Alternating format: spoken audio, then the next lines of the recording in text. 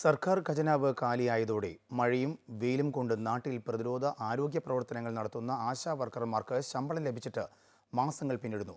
November മുതൽ ജനുവരി വരെയുള്ള 3 മാസക്കാലത്തെ ശമ്പള വിതരണമാണ് സംസ്ഥാന സർക്കാരിന്റെ സാമ്പത്തിക പ്രതിസന്ധിയെ തുടർന്ന് നിലച്ചത്.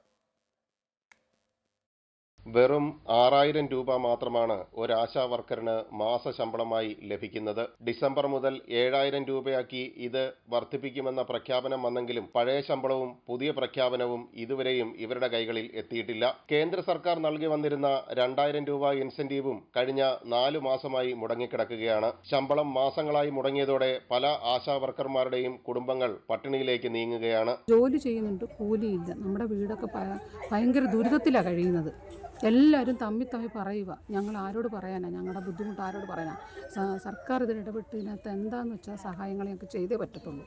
അതിനുവേണ്ട എന്താ സഹായമാണെങ്കിലും ഞങ്ങൾക്ക് ചെയ്തു തരണം. ആരോഗ്യവകുപ്പിൽ മന്ത്രിയും ഉന്നത ഉദ്യോഗസ്ഥരും പ്രഖ്യാപിക്കുന്ന പദ്ധതികൾ ഏറ്റവും താഴെത്തട്ടിൽ നടപ്പിലാക്കുന്നത് തുച്ഛമായ ശമ്പളം വാങ്ങുന്ന ഈ ആശാ വർക്കർമാരാണ്. നാട്ടിൽ പകർച്ചവ്യാധികൾ പടരുമ്പോൾ ആരോഗ്യവകുപ്പിനോടൊപ്പം ചേർന്ന് പ്രതിരോധ പ്രവർത്തനങ്ങൾ നടത്തുന്നതും ജനന മരണ വിവരങ്ങൾ റിപ്പോർട്ട് ചെയ്യുന്നതും ഇവർ തന്നെ. ഓരോ വീട്ടിലുമെത്തി പരിസര ശുചീകരണം ഉൾപ്പെടെ നിരവധി ജോലികളാണ് ഈ വളയിട്ട കൈകൾ ചെയ്യേണ്ടി വരുന്നത്. ഒരു വാർഡിൽ ഒരു ആശാപ്രവർത്തകയെ വീതമാണ് ഇപ്പോൾ നിയോഗിച്ചിരിക്കുന്നത്. ആർദ്രം പദ്ധതി താഴെത്തട്ടിൽ നടപ്പാക്കുന്നതും ആശാ വർക്കർമാരാണ്. ഇപ്പോൾ പുതിയതായി പ്രഖ്യാപിച്ച മുറ്റത്തെത്തും ആരോഗ്യം പദ്ധതി നടപ്പാക്കാൻ നിയോഗിച്ചിരിക്കുന്നതും ഇവരെ തന്നെ. ഇങ്ങനെ പകൽ മുഴുവൻ കഠിനാധ്വാനം ചെയ്യേണ്ടി വരുന്ന ആശാ വർക്കർമാരാണ് അവരുടെ അധ്വാനത്തിന്റെ പ്രതിഫലത്തിനായി സർക്കാരിനോട് കേഴേണ്ടി വരുന്നത്. നവകേരള സദസ് എന്ന പേരിൽ കോടികൾ ഖജനാവിൽ നിന്ന് പാഴാക്കിയപ്പോഴാണ് മറ്റൊരു വരുമാന മാർഗവുമില്ലാത്ത ഇവരുടെ പണം സർക്കാർ ഇനിയും നൽകാതിരിക്കുന്നത്. അമൃത ന്യൂസ്, ആലപ്പുഴ.